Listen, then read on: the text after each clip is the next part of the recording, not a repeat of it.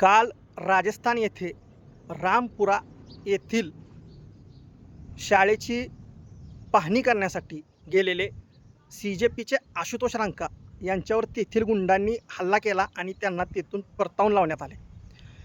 हा आवाज दाबण्याचा प्रयत्न आहे मित्रांनो। मुलांना चांगलं दर्जेदार शिक्षण मिळालं पाहिजे, हा त्यांचा हक्क आहे आणि ते जर मिळत नसेल तर त्यासाठी आवाज उठवणं हा कायद्यानं प्रत्येक नागरिकाला दिलेला अधिकार आहे। परंतु काही भ्रष्ट व्यवस्थेनं हे चुकीचं कृत्य करून त्यांना तिथून परतावून लावलं।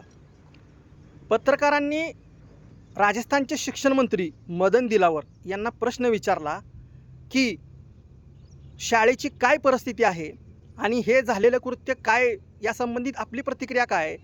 तर त्या महाशयांचं म्हणणं आहे की ते तेथील शाळेचं वातावरण बिघडवण्यासाठी गेलेलं होतं। सत्य परिस्थिती मित्रांनो अत्यंत भयावह आहे। लाज वाटली पाहिजे त्या शिक्षण मंत्र्याला। जी शाळा आहे ती संपूर्ण जीर्ण झालेली आहे। त्याच्या समोर एक बोर्ड लावण्यात आलेला आहे की ही शाळा जीर्ण झाल्यामुळे इथं प्रवेश करणं निषिद्ध आहे। अक्षरशः मुलांना मसराच्या गोठ्यामध्ये बसवलं जात आहे।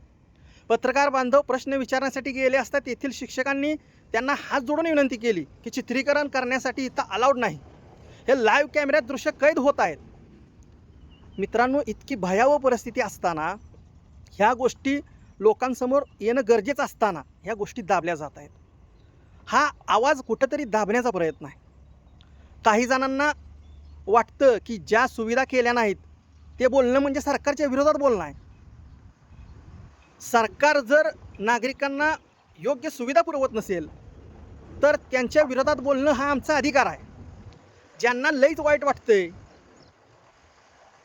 की जी पिसाळलेल्या कुत्र्यासारखी सरकारची चाटुकारिता करतात त्यांची मुलंही तिथं शिक्षण घेणार आहेत। शिक्षण हे प्रत्येक मुलाला सक्तीचं, मोफत आणि दर्जेदार मिळणं ही संविधानात तरतूद आहे।